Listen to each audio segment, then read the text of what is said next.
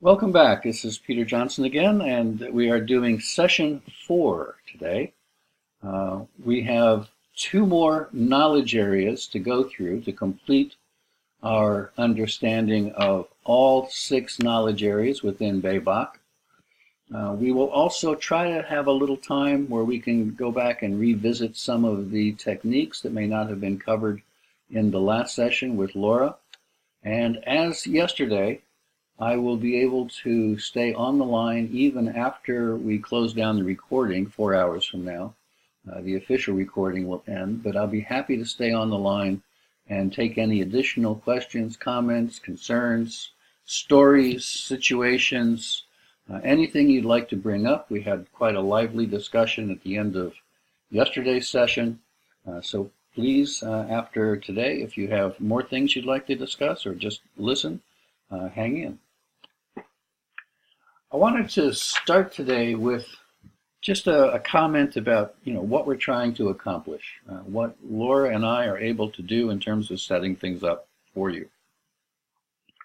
For a lot of the people on this call, the material we're covering might be an introduction. It might be your first time being exposed to business analysis as a discipline, first time understanding a lot of the terms, a lot of the concepts, a lot of the tasks, your first introduction to what business analysis is all about. Now, for others, it's more of a review.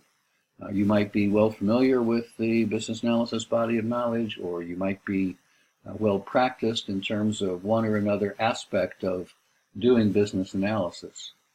I suspect for just about everyone, the things that we talk about are a significant expansion of what you currently know about business analysis. So even if you've been practicing it for a few years or you've been familiar with the IIBA or the BABOK, we continue to uncover new aspects of business analysis. I know this happens for me all the time, and believe me, I've been at it for more than just a few years.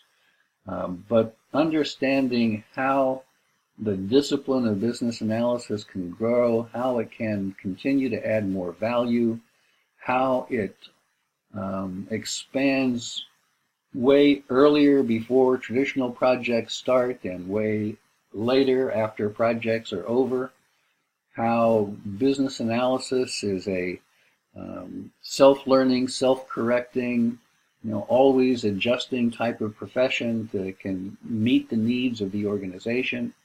It's the expansion part of what we're covering in these brief seminars, which I hope opens up even new doors so that you can see all the different facets of doing business analysis and hopefully use that as a guideline to help your own course of development. But more importantly, perhaps last in my list of things that we're accomplishing, besides just introducing, reviewing, and expanding what we know about business analysis, is our ability to actually do a lot of connect the dots, of getting a holistic view of what business analysis is all about. Because at the end of the day, it's not just doing one task, it's not just completing one technique. These things are not done in isolation. They're not done just once in a project. You keep going back to the idea that business analysis is iterative and incremental. But remember yesterday, we started paying a lot of attention to not just the input and doing the task and the output, but what the output of one task then helps us do as input to some other task. And so we start to see how this idea of progressive elaboration, how this idea of requirements maturing over a life cycle, how this really evolves. It's looking at the holistic view of requirements and business analysis information, which is broader than requirements. It's looking at this holistic view that helps us really anticipate where we're going, see where we've come from, appreciate what we still need to do, adapt to what we yet don't know, and look at a lot of these tasks and techniques as a continuum, as a flowing river. not just as individual pools. That ultimately will help us get a different appreciation for business analysis.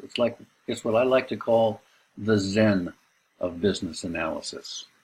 When I know why I'm doing a task, because it's going to help me do something else of value, and how that ultimately is going to lead to whatever milestones or outputs or project results we're seeking.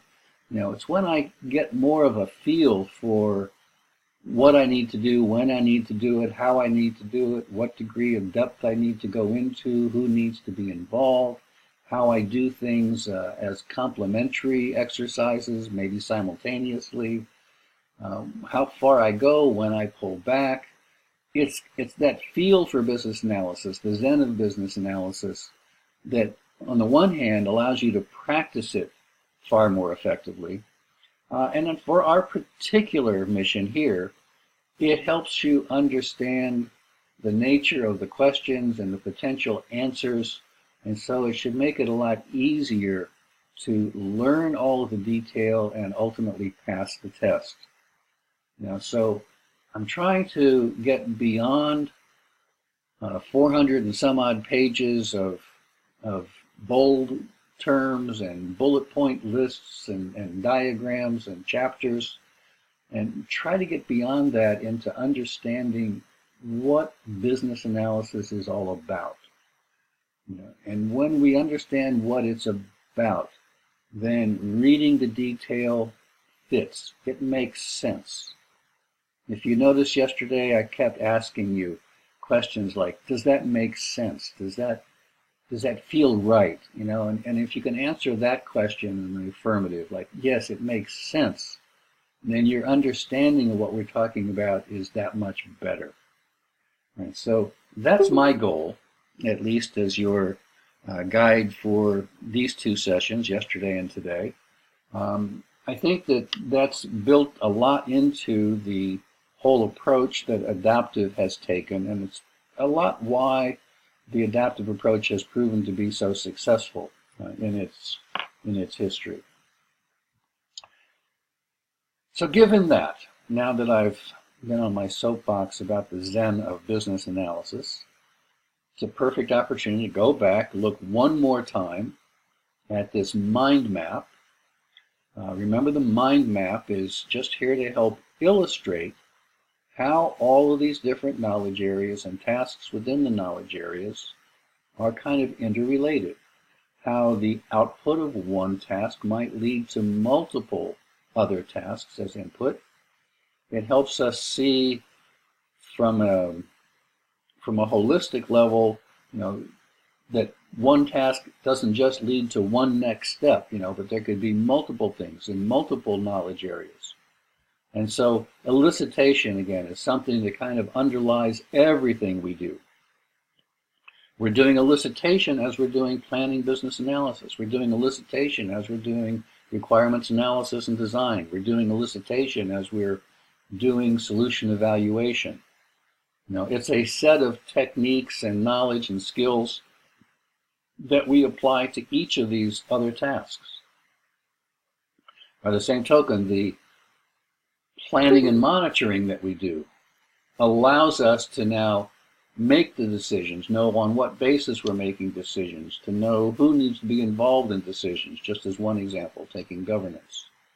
Or knowing how the overall approach that we have determined is appropriate for this project, whether it's agile or waterfall or some variation in between, how that changes some of the deliverables that we have or some of the methodologies that we can apply, right? And again, that undergirds all of the other knowledge areas.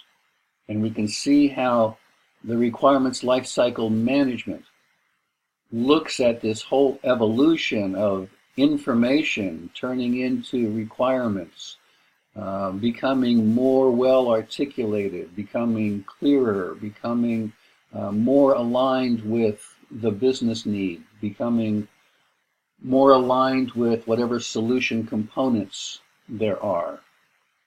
ultimately being prioritized and being approved and being changed, and that the requirements for the most part will exist even after our project is done. They survive. They're part and parcel of why we do projects, right? So they survive. And again, that maturing of requirements is something that happens while we're doing strategy analysis, requirements analysis, design definition, and solution evaluation. So that's why I put those three knowledge areas in this outer ring of context and governance, because they're underlying everything else we do. And the three in the middle are also very interrelated. So strategy isn't just done at the beginning of a project. It's not something we just visit once. Understanding our strategy also matures, becomes more well articulated, maybe becomes more refined as we go along, as we learn more things, or as we prove or disprove assumptions, or as risks emerge or are then become irrelevant. Whatever the case is, our strategy might evolve as well. And so we're constantly revisiting strategy throughout the life cycle of a project. And today, we're going to get into those two areas: requirements analysis, design definition, and solution evaluation. Right? So the requirements analysis and design definition bring us to the detailed analysis of requirements. So all of those stakeholder requirements or broad understanding of functionality that we need, we're going to analyze those requirements. We're going to look at them from different perspectives. We're going to apply specific techniques in order to look at the nature of this requirement set or that requirement set. Right? And all of that's going to fall within our requirements architecture. All of that will help us really come up with design opportunities. Right? So understanding the requirements themselves in greater depth help us understand the particular design solution options. Right? So in strategy analysis, we simply looked at the scope of design, the scope of the solution. We didn't look at specific solution of problems or solution alternatives. In this particular knowledge area, we're going to look at those solution alternatives in detail. And again, we will understand the value that they might provide.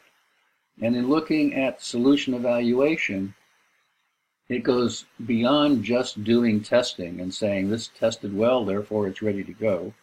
Right? Solution evaluation is looking at performance as soon as we have some inkling of the way that we can gauge performance. What are we going to use to measure performance? What have we learned from those particular measurements? How do we analyze that? What are some of the things that are impeding our realization of the optimal performance that we would like to achieve? Are some of those impediments within the system? Are some of those impediments outside the system, say within the organization, the culture, or other things? Right? And then what recommendations can we make to improve performance? So those are the two areas we're going to focus on today. Does that help, again, reinforce how all of these knowledge areas and tasks fit together and what our basic mission is for today? Any comments or questions or further thoughts on this? No. All right. So one more introduction before we get into the actual material.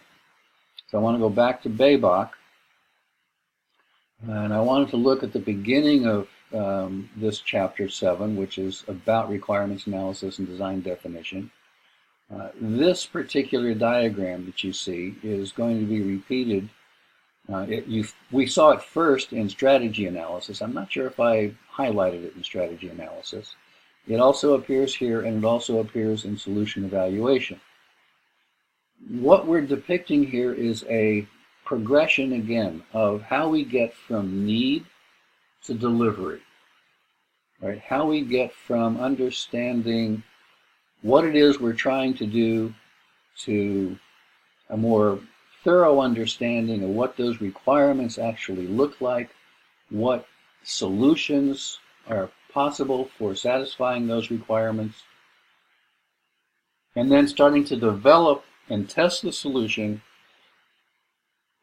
in such a way that we could understand the value being delivered.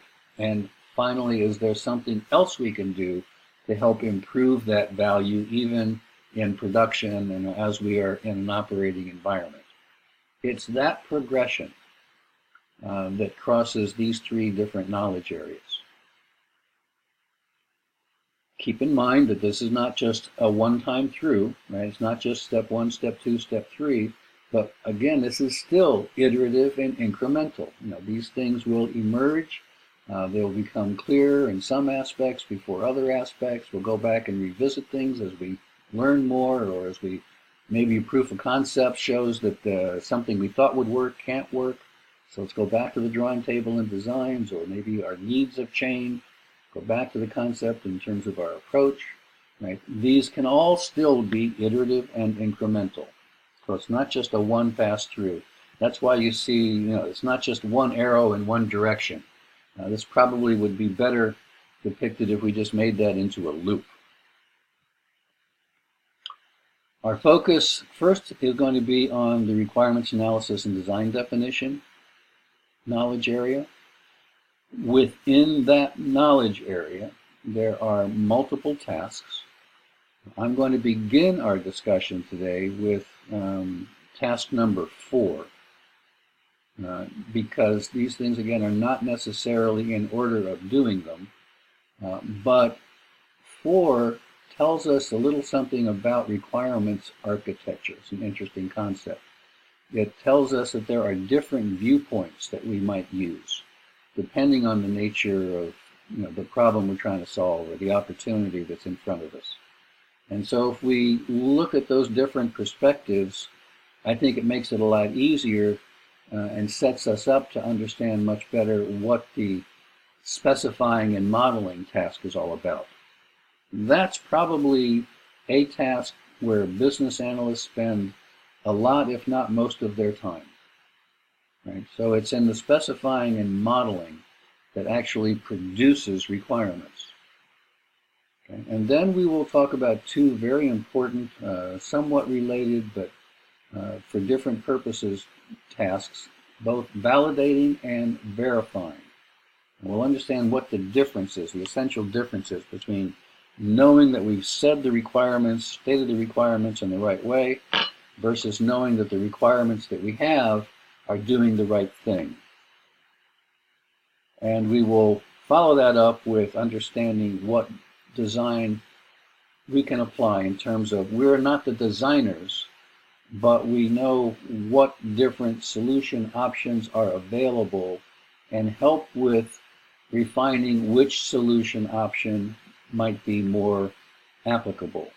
Right? And a lot of that will have to do with understanding the value that each solution might present, and ultimately how we're going about not just making the recommendations ourselves, but helping whoever is in this authority or decision-making process, helping arrive at the right recommendation and the right decision.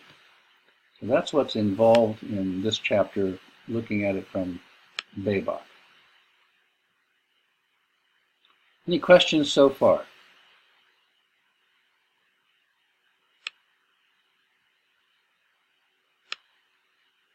Okay, then I promised that we would start with what is called Task 4, defining requirements architecture.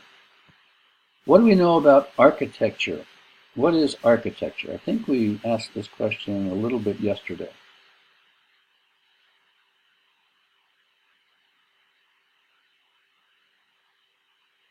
Yesterday our focus was on business architecture. What is architecture in general?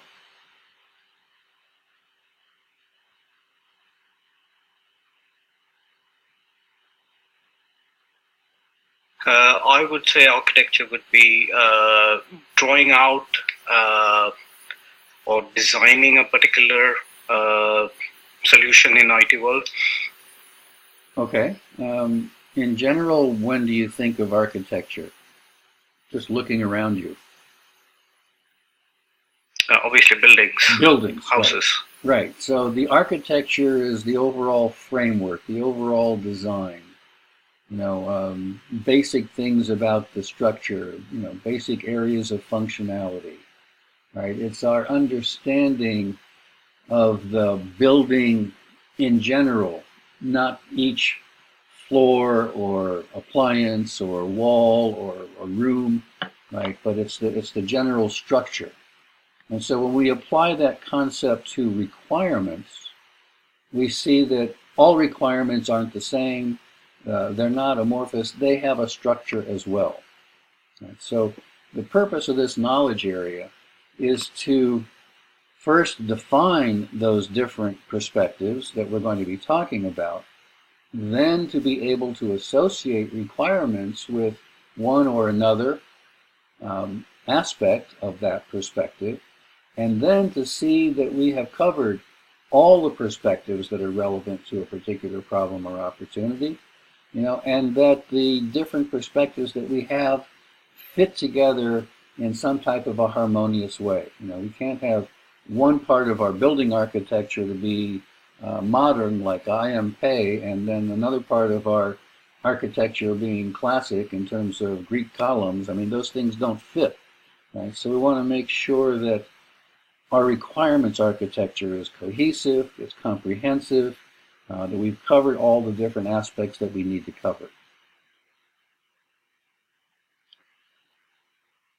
Babach presents the idea of different viewpoints. If you think about an airplane as an example, and if my only way of looking at an airplane was from the front, looking at the nose, seeing the wings, stretch out to either side, and that was my only view of an airplane, I probably would have a very difficult time understanding how does this thing ever fly. If, on the other hand, I looked at that airplane from the side, and I see the overall fuselage, I see the tail, and the function the tail might perform, and I see, perhaps there's an engine underneath, right? And I start to see the wingspan, a little bit differently. It adds more information, but still, I'm not getting a complete picture. If, again, I could look at that airplane from the top, and now I see how the wing provides lift, and I'm putting all these things together, it's the combination of all three perspectives that helps me fully understand what an airplane is all about. Well, the same is true of viewpoints. What do you suspect one viewpoint might be if we're looking at requirements? What's one way of looking at a problem or an opportunity that we might face in business analysis?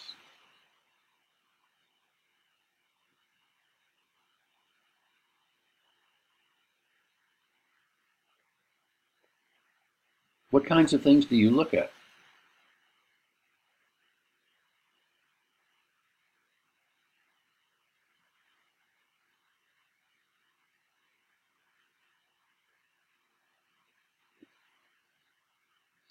Have we caught everybody before we've had enough coffee? This is not a hard question. It's not a trick question. What's something you do in business analysis that gives you a view into what some of the requirements might be about?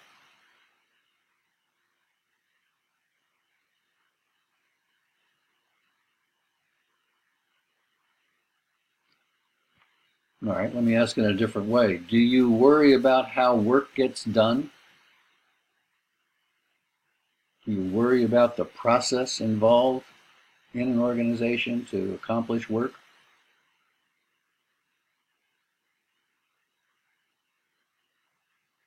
I don't know about worry, but you need to understand it. You need to understand it, yes. So maybe worry wasn't the right word, but this is an important part of our analysis, understanding the process. We spend a lot of time talking about process. But if we if we explore the process, what does that tell us about the data? Not a lot. What does that tell us about how the user interacts with the system?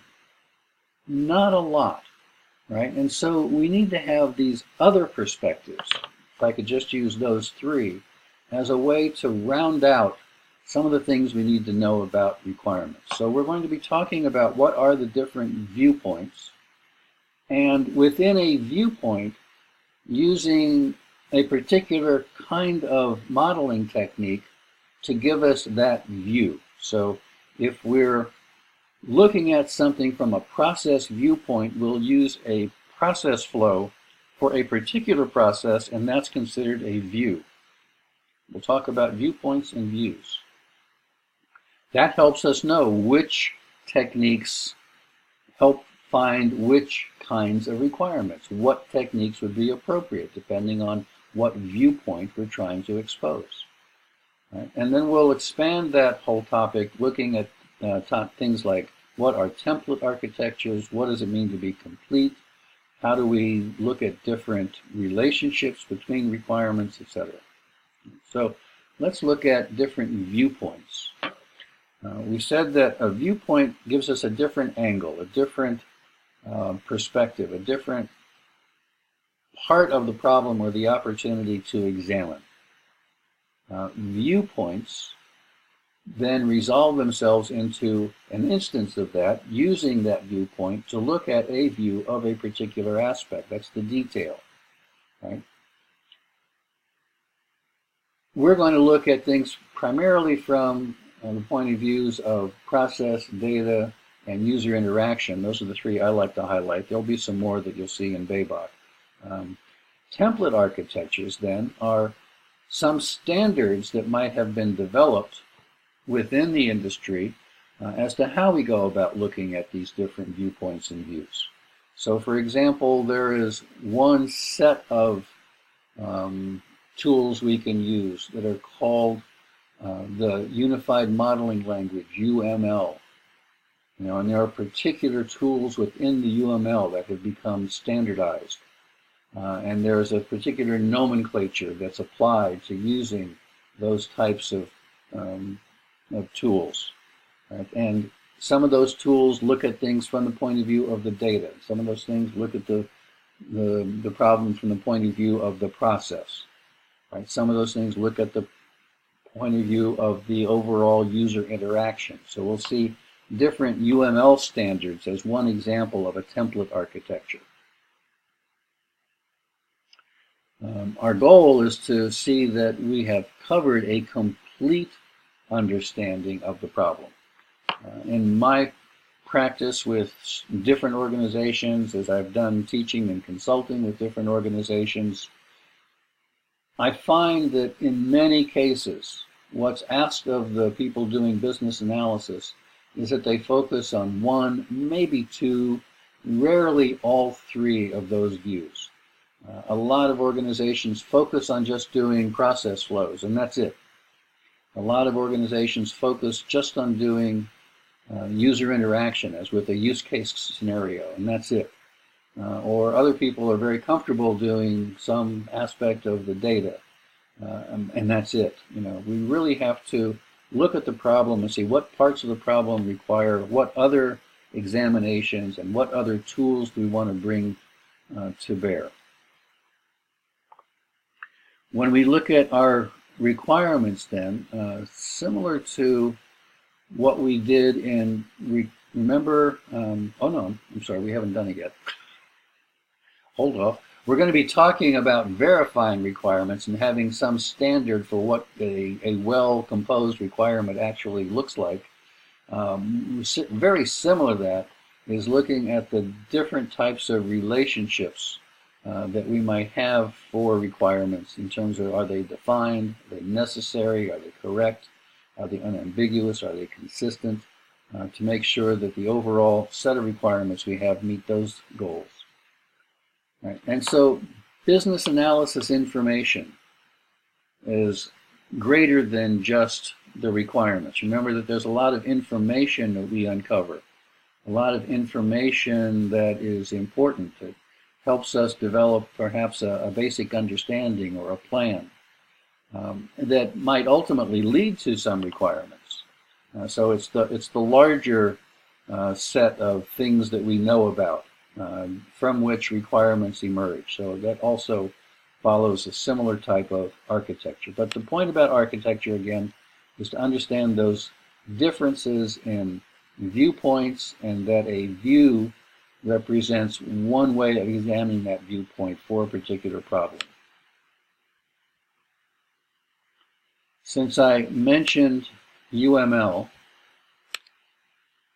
let's go into a few of the UML techniques, a few of the tools that we have using the Unified Modeling Language. Do you know who manages this set of standards? Is anybody familiar with the UML? I have some experience with it. Yes, I have. And who manages it? That I have no idea. All right, it's called the OMG, not the OMG you're familiar with on your cell phone, the other OMG, the Object Management Group.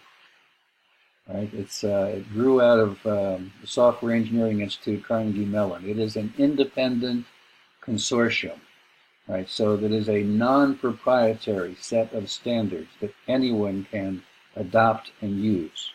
And the UML actually has now been expanded. There are other things to complement the UML. The UML is one aspect of these standards that the OMG is responsible for. So the UML focuses on at least these four that we're going to talk about. There are many other techniques that are more in the developers or the designers realm than in someone doing business analysis. We're going to focus on the use case diagram, activity diagram, a little bit on state diagram, and a little bit on class diagram.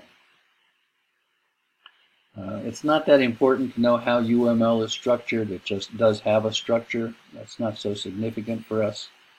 Let's deal with one aspect of the UML.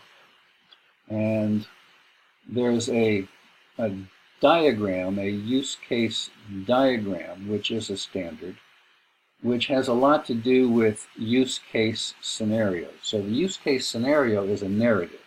It is not one of the UML standards. But we need to understand a little bit about use cases so that we can now depict the diagram appropriately. So a use case has to do with that perspective that I've been calling the user interaction. How a user or a system, now it's not just an individual, interacts with a particular system under study. What are the steps that the actor takes and that the system takes? And there's usually an interplay back and forth. Actor does, system does, actor does, system does. And it's called a use case scenario because it's all of that interaction that goes back and forth so that the actor can accomplish a goal. We think about the context or the boundary of a single use case as being what one actor can do in one sitting to achieve one goal of value. So if I think about Amazon.com as a system, and I think about the consumer as an actor, what is an example of what that actor can do in one sitting to complete one something of value? What can I do in Amazon? Buy a product? I can buy something, which ultimately, let me translate that into different terms. I can check out, right? I can take something in my shopping cart and I can check out. Okay? That's what an example of what that actor can do in one sitting to achieve one goal. Now, what's something else I can do in Amazon? Compare the products, maybe look at different products. Great, I can browse for different products, right? That's, again, something I can do as an actor in one sitting to achieve just that one goal. Whether I purchase that product or not is a different sitting, a different goal, a different use case. Putting that item into my shopping cart is a different use case. Tracking the progress of something that I have ordered is a different use case. Right? So the use case scenarios altogether describe all the things that all the actors can do in the system, all the things they can do of value. Right? And so doing all of these use case scenarios leads to a functional viewpoint for that particular application. And that's what the use case scenario is intended to capture.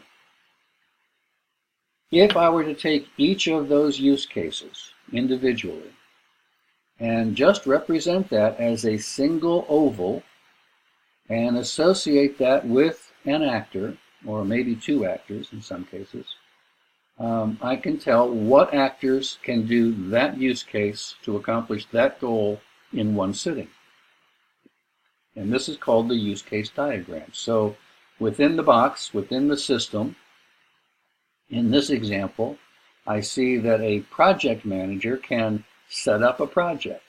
In other words, I can set the project up and I can go away from the system. I will have accomplished that goal. I can also assign resources. I can go into the system, assign resources, leave the system. I will have accomplished that goal. I can track the progress of a project. I can go into the system, track the progress, leave the system. I will have accomplished that goal. What's something that you notice about the relationship between set up project, assign resources, and track progress?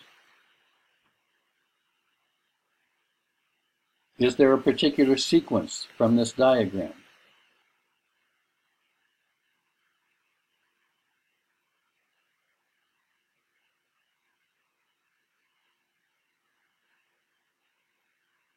No, there's no real sequence. The project manager can do any four of those tasks at any. Right, so we don't have arrows, we don't have do this first, then do that. It is not a process flow.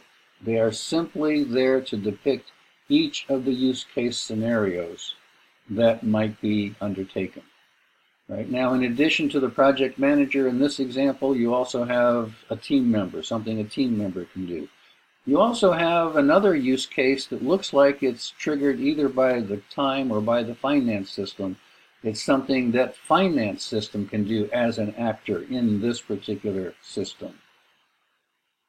Right? Not to make it overly complex, there are some things that one or more actors can do which are shared as part of doing many other use cases.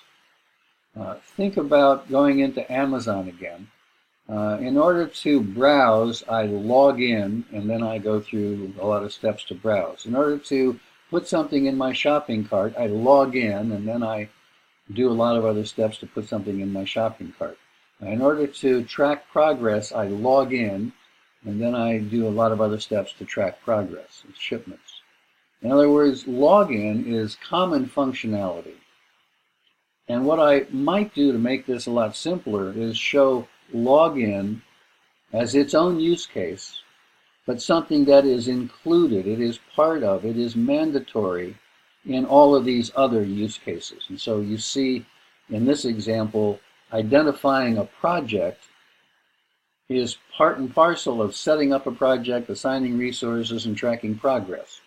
And therefore it is included in all of those use cases. Right? There is something else that we might consider that would be not mandatory, not necessarily included, but optional within a use case. If you go into an airline website, you're a user, you're a frequent flyer in whatever airline you want to pick, you don't go into the airline to book a hotel room. You go in there to book an airline flight. And so there are different things you do, and at the point where you're ready to say, yeah, I want that airline, I'm going to pay for it, the airline comes back to you, the website comes back to you and says, by the way, you're going to Chicago. Would you like to have a hotel in Chicago? By the way, you're going to be in a different city. Would you like to have a car in that city? Right? And so it gives you the choice it extends the capability of booking the flight to also booking a hotel or booking a car rental. It might also give you the option to, by the way, are you a member of our frequent flyer program? Would you like to join it? It's your option to do the extended use case. And it's usually the extended use case that comes from the base case that I'm starting out to do. So it's optional, not mandatory like the included use case.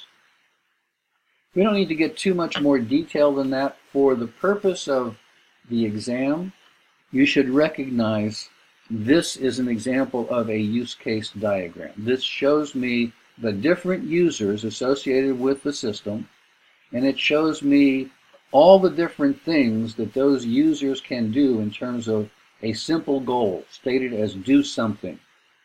All the different do something goals, the functionality that particular system entails. All right? Keep in mind, when you're looking at a use case diagram, it does not indicate do this first, then do that.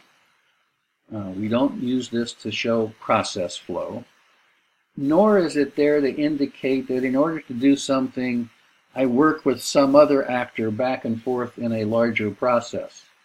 It does not depict that kind of interaction between users. Right? So it's simply a user can do something. Now, it might be that another user can do the same thing, but that doesn't mean that the two users are interacting with each other. Okay, so those are some basic concepts we need to understand about the use case diagram. I encourage you to read that part in Chapter 10. Look at the use case scenario and look at the use case diagram for more detail. So I don't want to spend more time on that now. I do want to look at another diagram within the UML, and this is called a class diagram. If you have a development background, you're probably more familiar with this. If you have no technical background at all, this might be totally alien. The depiction that we see in front of us is a rather detailed view of a class diagram. It's meant to do more design, and therefore it is what I will call geeky, in that the way that the language and the way things are depicted is something that you'd have to have a technical background to be able to understand. For business analysis, however, I don't have to get to these geeky ways of describing a class diagram. I can simply think about what are the things that are important to the system. What does the system need to know about? What are the things that the system needs to do something to in terms of data? What are the concepts? Right? So in the case we're looking at a customer and an order and different payment methods for an order, and we're looking at order details and items. These are all things that are important to the system, and they have a relationship one to another. Right? So it tells me that customers generate orders. Orders are generated by customers. That's the association between customer and order. This diagram goes a little bit further in that, adds a little bit more clarity with this nomenclature that shows me what we call multiplicity. It says that one customer creates none or more orders. Right? On the other hand, an order is created by one and only one customer. There's also something interesting here, that a payment is something that only occurs when an order exists, right? And a payment has several different types of payment. So there's a general understanding of what a payment is. You know, a payment allows me to settle an order, but within that, I can do that payment with a credit card, I can do that with cash, I can do that with a check. And there's some differences between what a credit card is, what a cash is, and what a check is, again, in terms of the data associated with that.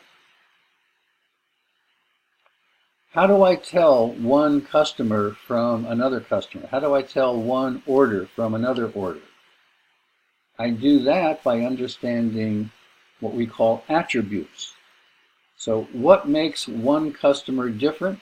Well, I have certain things about a customer, like a customer name, a customer address, maybe a customer ID. These are all ways of distinguishing one instance of a customer from the general class of a customer. And so you see those written immediately below the class name itself. There isn't a lot more that we need to know about class diagrams at this point. You should know at least that much in terms of getting ready for the exam. Again, go back into BABOK and read Chapter 10, look at class diagrams, know when it's applicable, when I might use it, when it helps me sketch different things that I may need to understand. If I'm looking at how a business works or I'm developing a new system, I may want to just ask in a narrative, so what do you do?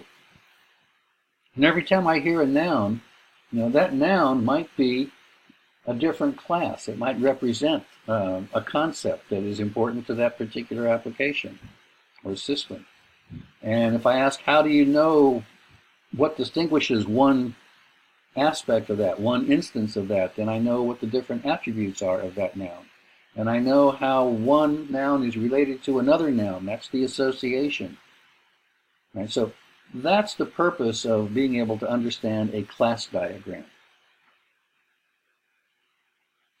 Again, I'm not going to go into a lot of this in detail. I wanted to cover a third diagram in the UML. By the way, the use case diagram gave me user interaction. The class diagram gave me insight into the data. An activity diagram gives me insight into process. So an activity diagram is very similar, if not totally compatible with what we're familiar with probably as a process flow diagram. Right? It's just a different nomenclature. In other words, a different way of representing how we describe that process. So unlike the use case diagram, an activity diagram or process flow says start here, do this, then do that, then do something else, and end there. Right? So it is a complete end-to-end depiction of how to get something done by doing a sequence of steps. Now, there isn't always just one simple sequence of steps. Sometimes there are what we call gateways. In other words, after I do one step, I might then spawn 2 or 3 or more other paths, all of which go along in parallel. And the way I represent that is the first time you see this heavy horizontal bar with one arrow coming in, 3 arrows going out.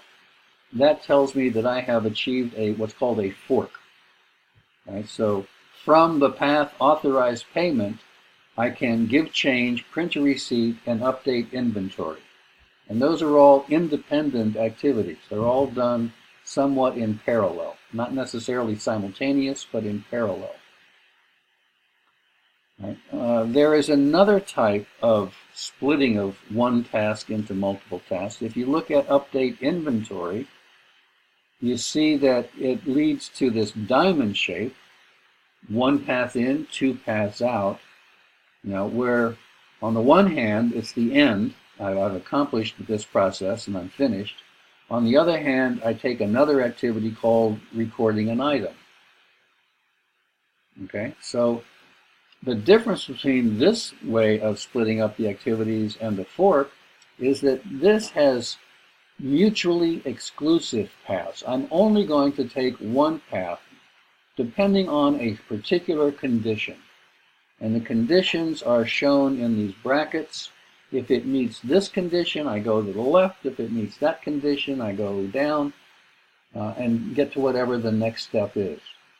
And so when you see this, it's called a branch. And a branch is mutually exclusive. I can't take more than one. and they're also exhaustive. I have all of the different possibilities represented. Right, so those are two ways of splitting one activity into multiple streams. Conversely, we can bring things back. So you see beneath the first horizontal heavy bar, a second horizontal heavy bar. In this case, it's showing multiple paths coming into that bar and only one path going out. What that tells me, we call this a join, by the way, what that tells me is that I need to give change, complete that step, and I also need to print a receipt, complete that step, before I can go on to the next step, which is called completing the sale. Now, notice that the third thing I said was spawned by that fork, the update inventory, does not need to be completed before I can complete the sale. So it is outside of that. It does not go to that parallel bar. It's not a part of that join. It is not mandatory in order to complete the step, to complete the sale. There is a fourth way of bringing, fourth gateway that isn't shown here in the diagram. It reuses the diamond shape. It shows multiple paths coming in and only one path going out. Unlike the join, where all the paths coming in are mandatory, with the other one it's called a merge. Anything that gets there proceeds to the next step. Right? And that's called a merge, as I said. Right, so between the fork and the branch, the join and the merge, I can describe all the logic I need to show all the different steps in this process and how they flow consistently from one to the other. Together, this makes up an activity diagram. If you've done process flow diagrams, just change in your mind the different ways of drawing those pictures, the different gateways. You could probably very easily see how the activity diagram does the same thing. So, for the exam, again, you should be able to recognize an activity diagram. You should be able to interpret what's going on in the activity diagram, knowing that the fork has parallel paths, whereas the branch is mutually exclusive, knowing that the join means everything must be done before proceeding, or the merge, where anything that comes in goes to the next step. It's just a common to both paths. Right? And if you know that much, you should be able to answer any question on the exam. Any questions about that particular technique? And we see how we've now covered three different techniques, three different perspectives. And so if the problem we're concerned with has to do with process, we're going to use an activity diagram. If it has to do with user interaction, we're going to use a use case diagram. If it has to do with data and understanding how data is related, different data concepts are related to each other, we're going to use a class diagram. There's another diagram which may be on the exam, and it's used only if this becomes a particularly relevant part of what you need to depict. It's called a state diagram or a state change diagram. Think about something like applying for a loan. That loan goes through multiple states. There are times in the system when it is just, say, in its initial state where it is submitted. Nothing else has happened yet. There might be another state where it is assigned, and there's particular logic that shows how it got from being submitted to being assigned. And then there could be another state where it is a decision is made. It could be either rejected as a state or accepted as a state. And again, there's particular logic involved to show how it went from being assigned to being accepted, or how it went from being assigned to being rejected, or maybe how it went from being assigned to being sent back for further clarification. There could be any number of different states. And so you see how one item going through multiple states, I may want to depict that in what's called a state change diagram just to show the logic involved and the different states that occur. An important part about the state diagram to know is that that item cannot be in more than one state at one time. So the states are purely logical, progressive, from one to the other with very explicit conditions that apply on how I get from one to the other. And that's the purpose of the state diagram. A lot of times you can use a state diagram to express different business rules.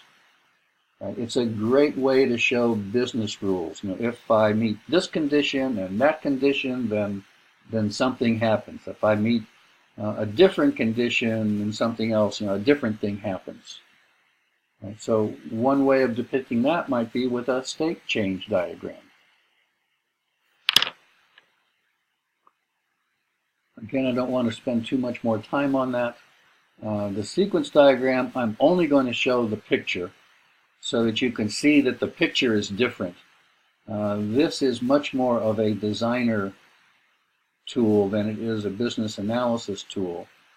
But as someone doing business analysis, you should at least recognize it when you see it. Right? So this shows different objects in the system, right? And how an object sends a message to another object, and how an object might have a lifeline, where the object gets created at some point with some message or event, how it ends at some point, again, with some message or event, and how those messages travel back and forth across the different objects. Right? That's the purpose of showing a sequence diagram. If you were really good, you could take a use case diagram and write it as a picture in a sequence diagram format, and do exactly the same thing as 2 or 3 pages of narrative would do. But the only purpose for showing it here, and again, what you should know is absolutely the exam, is perhaps how to recognize it. You don't have to know how to create it or how to read a lot of the detail into it. But I do encourage you to go back into Babach again, into chapter 10, and if you're ready to explore this in more detail, read what it says about the sequence diagram. All right, that, as we promised, was a very brief introduction to some to some UML diagrams. Was that helpful? Yes, very. Some of those, I'm sure, are new to just about everyone, maybe not all of them.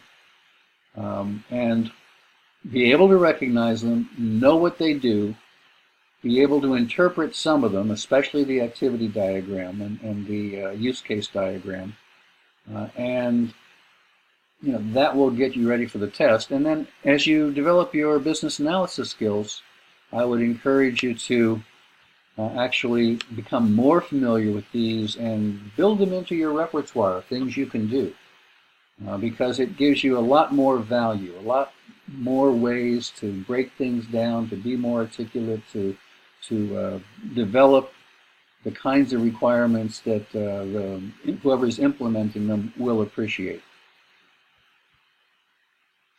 All right, so that's a great introduction to specifying and modeling requirements. Now, let's deal with this task, and then we'll take a break.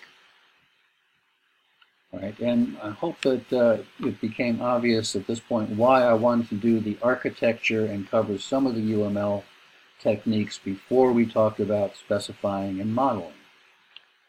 So specifying and modeling means that we're going to some degree, do an abstraction of the real world, right? So if anybody has studied art history and you've looked at paintings like from the French Impressionists, Magritte is one of my favorites. And there's a particular painting that Magritte is known for.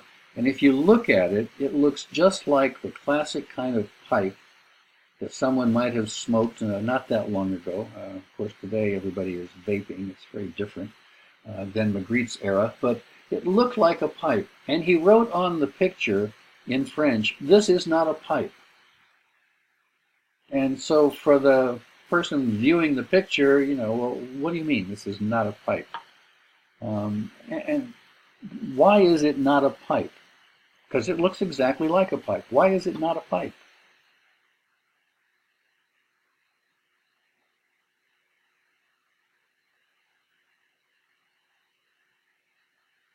Any thoughts? Can you put tobacco in it?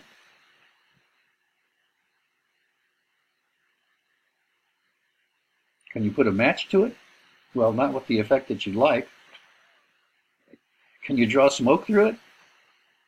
No. It's a representation of a pipe. It's an abstraction of a pipe. It's not a real pipe. So when we do things like process flows and class diagrams, it's not the process itself, it's a depiction of the process. Right? It's a depiction of how the data is related. It's an abstraction. That's what modeling is all about. Modeling is a way that we can view many things visually. It helps communication. It helps understanding. It helps explore different facets of things. Right? So it is a particularly useful set of techniques that we're going to rely upon. So that's why I said in doing business analysis, this might be the particular task that you will do over and over and over and over again, in many different ways, on many different problems, many different models. This is something that will represent a lot of the work that you do. So we're going to talk about what it means to model requirements, to analyze the requirements based on the modeling.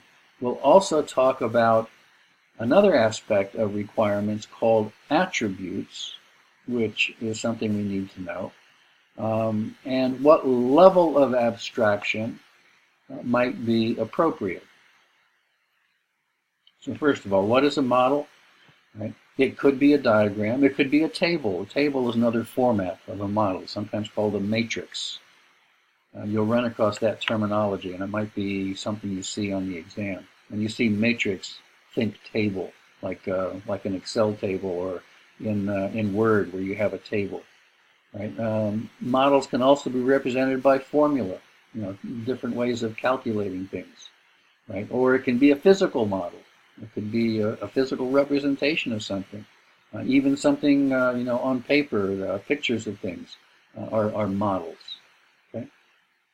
So as a visual element, those diagrams give everybody the same thing to look at, and we can evolve what they're supposed to show us, learn from them. The same thing with a matrix. It gives us a table format for getting to a level of detail.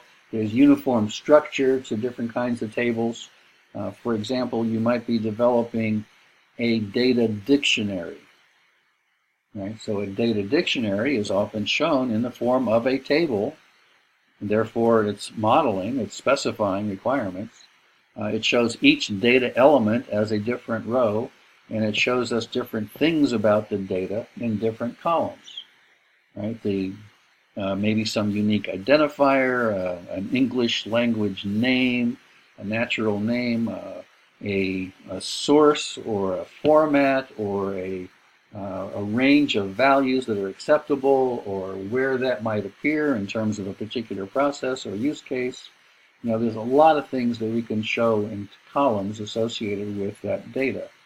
But a data dictionary is a great example of a table. So NBABOK identifies these different categories for modeling. In other words, why do we want to do modeling? What is it we're trying to model? We could be trying to model different people and roles, what they do. We might model a rationale, in other words, the why or the what, that'll help us do decision making. We might be modeling a flow of activity, a sequence of events, how things get done. We might be modeling an overall capability that an organization has. And we might be modeling aspects of data and information. So those are just examples of using different models to do different things. These are the different things we may want to depict. All right, so let's talk about comparing them in a little bit more detail. Which techniques apply? If we're looking at organizational structure, which is another way of looking at roles, we might do an organization model, we might do a roles and permission matrix. A lot of the techniques you covered last week with Laura in terms of stakeholder engagement, involved doing a stakeholder list, an influence map, developing a persona as a view of a stakeholder. Right? Process models give us different activities going on in different swim lanes. Each swim lane is associated with a different role, right? Or perhaps a different functional organization or structure. And the use cases also give us some illustration of what different roles can do in terms of their functional capability. So any of these techniques will help us illustrate organizational structure and roles within a particular problem or opportunity. When it comes to that rationale, the what and the why, we might use decision modeling. What are the different considerations that go into achieving a decision? How much do we weight one or another? A logic table is another example of that. So that's one kind of a model. Business rules modeling, by the way, is another way of thinking of a decision table. Scope modeling is an interesting concept. How do we depict scope? Did the use case diagram help us understand scope?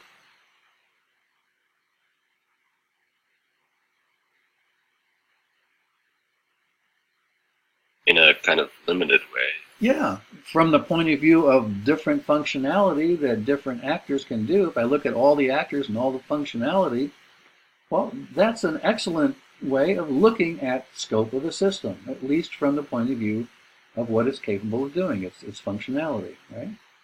So there are a lot of different ways of doing scope modeling. Another way is to use a context diagram, which shows me where data originates from and how data is being used relative to a system. So the system is this black box, and the scope of what data is within the system, either produced by or used by the system, and the boundary shows all those things that are external to the system. Right? That's another aspect of scope modeling. There's something called a business model canvas, which is interesting. It's become more prominent over the last 3-4 years. I grew out of a master's thesis or a doctoral thesis from a gentleman named Osterwilder. It shows the different aspects of a business that help generate revenue, different aspects of a business that help or that require costs, and shows the relationship between those different aspects. And it's a visual model. It's a way to visualize what a business does. Right? And I can look at that and say that this is an adequate business model for what we're trying to do, or maybe there are some changes to the business model that would be more appropriate. That's a business model canvas. Root cause analysis is an interesting way to understand why. And there are several different variations of root cause analysis. You're probably familiar with things like the 5 whys. Anyone who has children knows the 5 whys, or maybe the interminable number of whys. Why is the sky blue? Well, why is that? Well, why is that? You keep asking why until you get down to some elemental reason that can explain it. Or it could be through a fishbone diagram, where you look at certain categories of things that can contribute to that answer. And again, following the 5 whys within each category, you break them down into secondary, tertiary, and you're looking for which of those things might be the one or more things. If I fix that, I will solve the problem. Right? So the fishbone diagram just helps visualize all of those things. It helps in that brainstorming effort. Right? And business rules analysis is also how we get to a certain decision. The rationale for approving a policy, for example, might be a combination of some demographics and wealth characteristics and whatever else, and eventually I model all of that And so it gives me the rationale for making one decision versus another decision. So as you read through chapter 10 again, and as you look at these different techniques, think about what it is they are trying to do. For the exam, understand, is that question asking you something about rationale, or is it asking you something about people and roles, right? Or is it asking you something about activity, in which case a different diagram would be appropriate. So if I'm looking at activity, the sequence of events that goes on, the logic, the singular paths that cause me to do one thing or another thing, I might use some variation of a process model. It could be a process flow, which is a non-standardized set of symbols that depict the same thing as the activity diagram, which is a UML-specified set of symbols to do a process. Use case and use case scenarios give me a sense of process in two different ways. One, within the use case, it tells me what's happening, user does, system does, user does, system does, in a particular order. And I said, be careful you don't think of use cases as a process. It's not do this use case first, then that use case. However, in describing any one use case, I might have preconditions, what the system knows about before the use case begins, and postconditions. What's left in the system, what might have changed after the use case is over. Right? So, a precondition for tracking an item in Amazon might be that an item was, in fact, checked out of Amazon.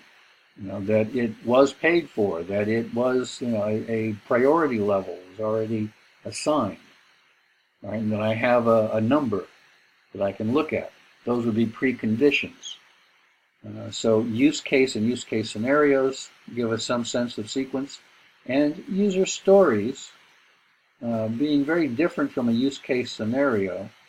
User stories we encounter in more in an agile methodology, an agile approach to doing business analysis, where I know as someone doing a particular role, that role needs some functionality in order to accomplish some result. That's the so what. Now that doesn't give me a lot in terms of sequence of events. However, when I ascribe success scenario or acceptance criteria to that user story, I say, well, given this information, when that happens, this is the result you see. And so that becomes the criteria by which I can know that that user story was or was not satisfied. And so to that degree, there is some sequence of actions and events, right? Given, when, then, as acceptance criteria to the user story. Another category was capability, and we talked about the business. So the business model canvas also fits into this aspect of capability, but there's something else called a business capability analysis. If you look in chapter 10, this one is a little bit more complex in terms of how it's developed, but you might want to at least look at it to know how to recognize it. It tells me what the system is capable of doing, what it can do well, right? What things are more prominent. Also, we can use functional decomposition, which is a way of looking at a high, broad-level view of something, breaking that down to a smaller set of primary things that make that up, and then break each of those down another step, or break those down a further step. So we keep decomposing into greater levels of detail, from the general to the specific. That shows me overall capability. And once I aggregate all that up, it gives me the overall capability. That's a good way to know, am I missing something? Right? So it's a way of understanding the capability and looking at it in a detailed view. Prototyping gives me a sense of capability. In other words, I'm going to put together either a depiction of how things are going to work, or some small functionality without having complete functionality. It might be throwaway in that I simply use this to get feedback and learn and then come up with specific requirements. It might be evolutionary in that it actually evolves into working code. But it kind of shows me what things are capable of doing in a demonstration or in what I might look at as a comic book version of a movie, right? As a way of understanding the capability before we've explored all the detail of the movie. So whether we're using functional decomposition or prototyping, these are different aspects of looking at capability. And last among the categories in BABOK is data and information. What helps us understand data more clearly? Well, we talked about a data dictionary where I've, if nothing else, listed in a table all of the different data elements. In addition to knowing what they are, I might do something like a data flow diagram, which shows me how data is actually transformed. What data I use in the transformation, what the transformation accomplishes, and what data results from the transformation. So if I am aggregating things, for example, I take a day and a month and a year, I might aggregate that into an overall date, which includes all three elements. Or I could disaggregate. I can take, Peter Johnson and disaggregate that down to a first name and a last name. Or I can calculate. It's another way of transforming data. I take, a number of items and the price of an item and do a calculation and come up with a total price. Right? So there are different things that I might do in a data flow diagram to show me how data is changed. Don't confuse the data flow diagram with process flow, however, because a data flow diagram doesn't tell me what things I do first and next. It just simply shows me all of the different ways that different data elements can be altered, in the system, and different levels of detail of that. And data modeling offers those different levels of detail. So we talked about a context diagram where my system is a total black box. I don't know what's going on inside. I just know the external data coming in and the data that I'm producing that's going out. A level 1 data flow diagram gives me a high level view of those transformations. A more detailed level 2, level 3, level 4 diagram continues to break that down, and I see that detail in terms of more specifics about what's going on with particular views of individual data elements. So all of that's involved in data modeling. Now, a glossary is kind of more of just a word dictionary. It's not necessarily data, it's other information. So not everything becomes data that the system cares about. There are certain business terms, and I might define those in a glossary, very similar to a data dictionary. State modeling, we talked about that as a UML diagram, which is how data goes through different states. We define what those states are and what the different conditions are that show that it goes from state A to state B to state C, etc. And then there's interface analysis. Interface analysis can be, on the one hand, the user interface.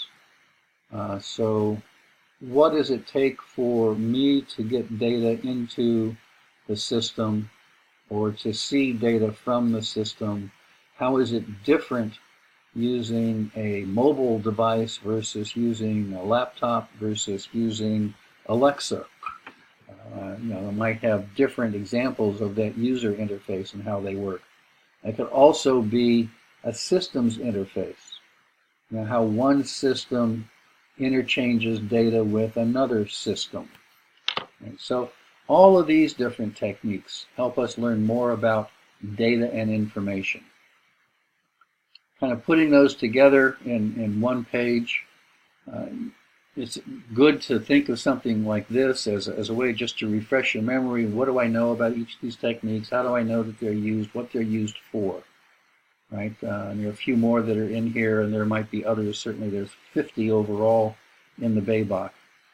You should have a decent understanding of each technique, what that technique is attempting to model, what makes it applicable to a certain viewpoint, and what techniques within that viewpoint give me even different levels of detail concerning that. That's just the models that are available, right? So what do we do with them? How does this help? Anytime that we engage in modeling, we help elaborate more clear understanding. We help people see the same thing in the same way.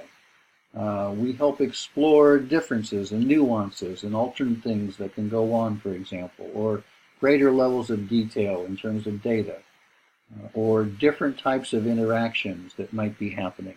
So it's in analyzing information with modeling that helps achieve greater clarity.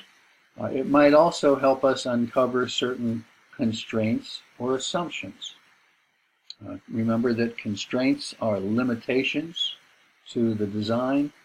Assumptions are things that we think are true but may not be true. And so there might be constraints or assumptions about a process, or constraints or assumptions about data. We certainly have to include that as a part of our analysis. Right? And knowing how the process now fits or how it can be improved, knowing how data works, how it can be improved, all of these things help us come up with what other solution alternatives there might be to particularly address some aspect of the problem or the opportunity. Right? So that's why we say this leads to specifying requirements. So the use case scenario in its narrative form, with all of its alternate flows and exception flows and any other references to included or extended use cases or references to a data dictionary, this becomes requirements. This is a usable representation of the solution. It becomes part of the design. And so that's how analysis helps. When we think about abstraction, we think about what are the different viewpoints we want to represent, what do we need to look at, right? And then each view can be more or less detailed. Some views are inherently more detailed than other views. So how much detail do we need to expose? That's what we mean by the level of abstraction. That was a lot to absorb. I think this is a good time to take a break. Before we do, are there any particular questions about the material that we covered?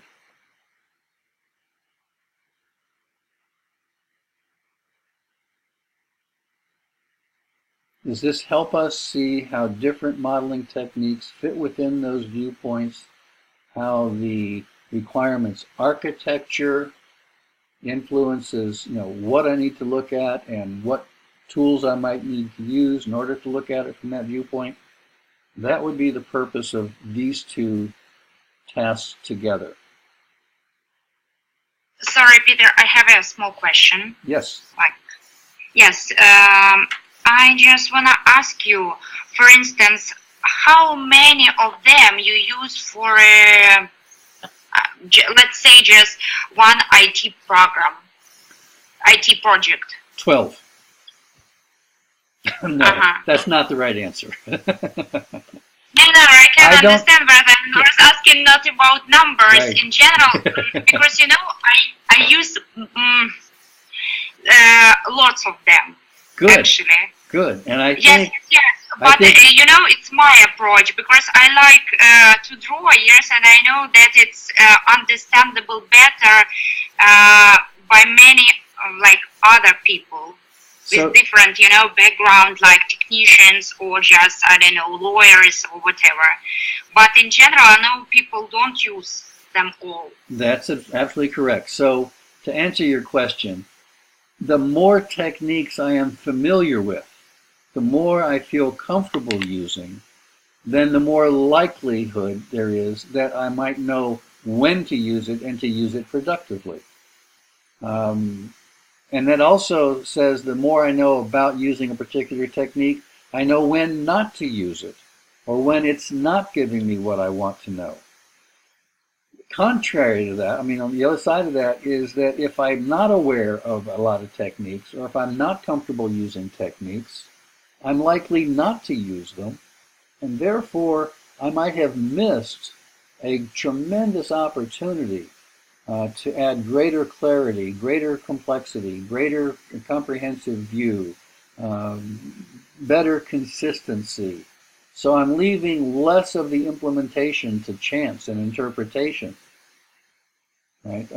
So the real answer to your question is it depends entirely on the project, on the one hand, the audience for what you're trying to explain, and what you're trying to explain to whom, because not every audience cares about every level of detail or can interpret every diagram. Right? So what I'm doing for executive audiences, or a development audience, or a testing audience, or a user audience, I'm going to use different techniques there. For instance, like DFD, yes, diagrams, for instance, for developers in so potent level 3, yes, of course I don't go with this level to my sponsor. Right. So that's all a part of doing business analysis. It's all a part, going back to the planning and monitoring, is to know what you need to communicate to whom, in what format, right? And then having the appropriate set of tools available to you that you can pick and choose the ones that best meet that need at that time. Now, okay, and once more, let me add one other comment there, that there are some projects, the nature of which will be far more into the data than into something else. Or there are other projects where the nature of that project is much more into the process, or another project where the nature of that project is much more to do with the user interaction than anything else. And so I have to, again, understand the nature of that particular project to know how much of all of the different viewpoints I need to engage. All right, you had one more question? Yes, it's about use cases. I want to ask you because, like I have the same, I have my approach, yes, but I've heard different opinions on this. It's about use cases. Some people say that we can use actors just like, people, yes, like system administrator, like, I don't know, end user, whatever. But other, and actually I'm one of them, I believe that we can use actors not just like people, yes, but the same like systems, for instance, like PayPal, or I don't know, like some external system, or I'm wrong? No, you are right. And I mentioned that earlier. Take, for example, we were saying in Amazon, if I want to check out, right? Part of checking out of Amazon is that Amazon needs to call upon some type of a payment reconciliation system, some transactional process, whether it's PayPal or a bank or a credit card or whatever, right? That's part of the use case scenario, so that system is an actor in this use case. May I, the last one? Go ahead. Yes, it's about the same use cases. How better to present, for instance, just to have like different actors, for instance, the end user authorized, yes, and just end user non-authorized, yes, on the same like use case. Or maybe it's better to create like different use cases for those actors. It's the same actor. And yes, it's a different use case. So becoming authorized is a use case for that actor. And then there might be something else that actor can do where being authorized is a precondition. Yes. That's how you would solve that, rather than have two different actors.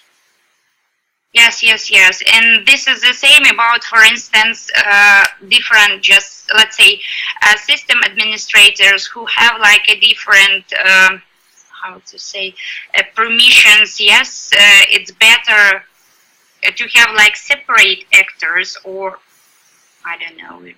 Okay, so there are some situations where you have one actor can do everything that the other actor can do. Yes. But then there might Like be some additional things that actor can do. Uh-huh. Right, so Okay. There's a particular way of showing an arrow, and this is the only time you show arrows between actors on a use case diagram. Let's say you have an end user and an administrator. The administrator has an arrow going up to the user saying that anything that the user can do, the administrator can also do. But then you have something else, a line drawn between the administrator and some other oval that only the administrator can do. That's how you would depict that. Yes, yes, yes, because it's always was a problem, because if I put everything that they do, yes, but I have those overlaps and it's not nice. Okay, I know that if we don't start a break soon, we're going to lose a lot of people. So we can come back with more questions, or we can hold some questions towards the end. These were all great questions. This was a lot of material to cover.